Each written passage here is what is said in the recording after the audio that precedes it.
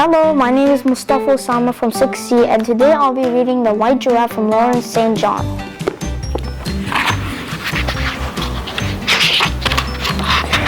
Chapter 1. People like to say that things come in threes, but the way Martine looked at it, that all depends on when you start counting and when you stop.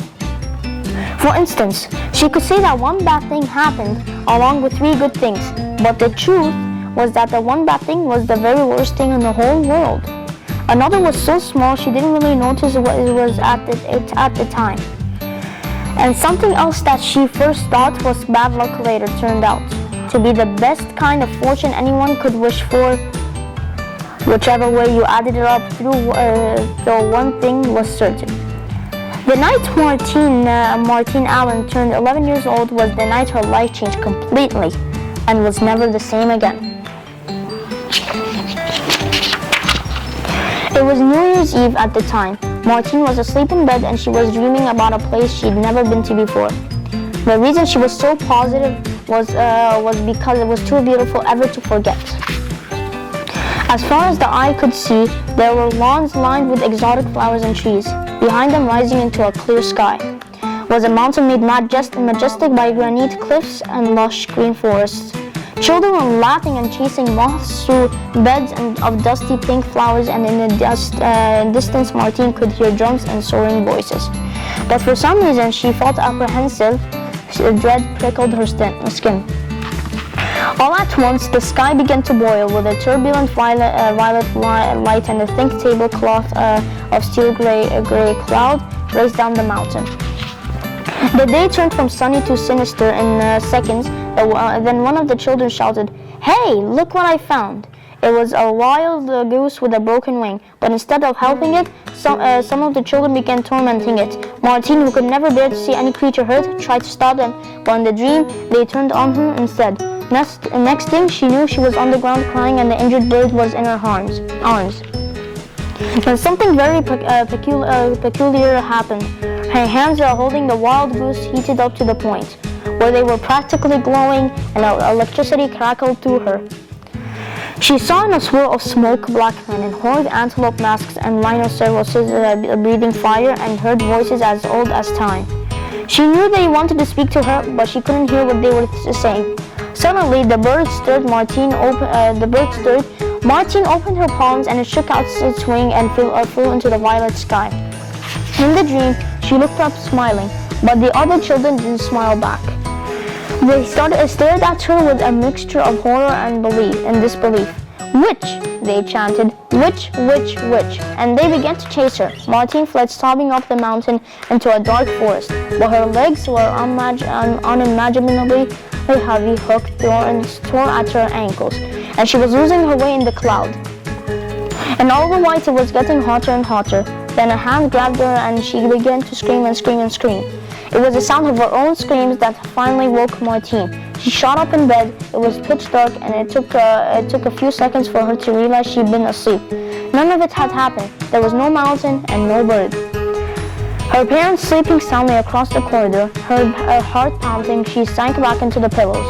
She was a bit dizzy, and she still felt very, very hot. Hot? How could it possibly be hot? It was midwinter. Martine's eyes flew open. Something was wrong. Frantically, she fumbled for the beside lamp, but for some reason it wasn't working. She sat up again. An orange light was flickering beneath the bedroom door, and gray ribbons of smoke were drifting up from it. "Fire!" yelled Martine. "Fire!" She leaped out of bed, caught her foot in the blankets, and crashed to the ground. Tears of panic sprang into her eyes. She wiped them away roughly. "If I don't think clearly," she told herself, "I'll never get out alive." The corner of the door turned molten red and broke away, and a plum of smoke poured in after it. Martine began coughing violently. She clawed at the floor, but for yesterday's sweatshirt, discarded there when she put on her pajamas. Almost tearing with thankfulness, which she folded immediately. She tied it around her face. Then she scrambled to her feet. He heaved up the window and leaned out into the starless night. What was she supposed to do? Jump? Martine stood paralyzed with terror. Far below her, the snow glinted mockingly in the darkness. Behind her, the room was filling with smoke and fumes, and the fire was roaring like a factory furnace. It was bristling murderously hot, so hot that she felt as if her pajamas were melting off her back. The windows was the only way out. Swinging her legs over the sill, she reached out and grabbed a clump of ivy. It was as wet as lettuce and came away in her hand. Martine almost toppled after it.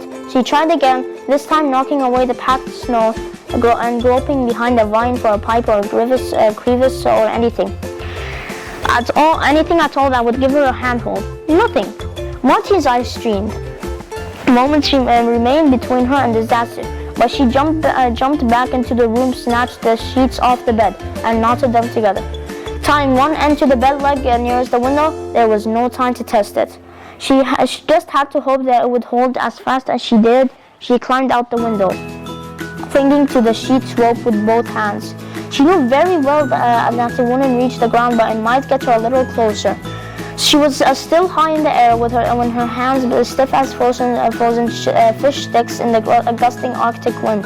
Lost her grip and she crashed into the snow. Martine dragged herself upright, shivering, and hopped along the side of the house to the front. But as soon as she rounded the corner, she no longer thought about that. She was too busy taking in the appalling scene before her. Her home was a raging inferno. Flames leaped in every window. Coils of smoke billowed into the night sky. A crowd had gathered on the lawn and all along the street. Doors were opening and more people were rushing to join them. Sirens announced the rapid approach of the fire department. "Mom, Dad!" yelled Martine, and she ran around the side to the front of the house. Shocked faces turned in her direction. There was a collective gasp.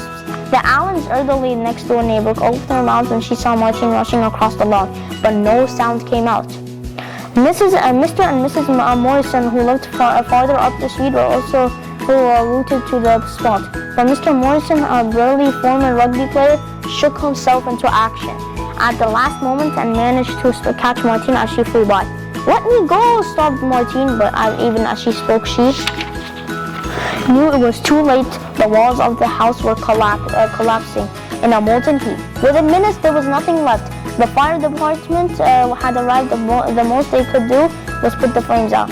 Mrs. Morrison put her arms around Martine and hugged her tightly. "I'm so sorry, my dear," she said. "I'm so sorry." Others came over to console her, and Mr. Morrison gave her his coat to put on over her pajamas. Through the screen of Martine's tears, the still glowing embers and bubbles over the fireman's foam shone like rubies and diamonds in a fading night. Only a few hours ago, she'd been enjoying a birthday dinner with her parents. They made pancakes and filled them with almonds, bananas, and melted chocolate and shaped them into cones. They could eat with their hands. Martine and her mom had laughed at their dad, David, who was talking so much that he hadn't noticed that his pancake was leaking chocolate down his shirt. Only one thing had happened that Martine now thought strange. They'd been on their way up to bed. Martine's mom had kissed her and gone on ahead, and Martine was walking up the stairs with her dad. When they reached her bedroom door, he hugged her goodnight, ruffled her hair, and told her he loved her just as he always did. But then, almost as if he sensed something was going to happen, he said something odd. "You have to trust Martine. Everything happens for a reason." And Martine had smiled at him and thought how lovely. Her parents, even if they were something a little weird, and she'd gone into her room, not knowing that they were the last words he would ever say to her, not knowing she would never ever see either of their parents again.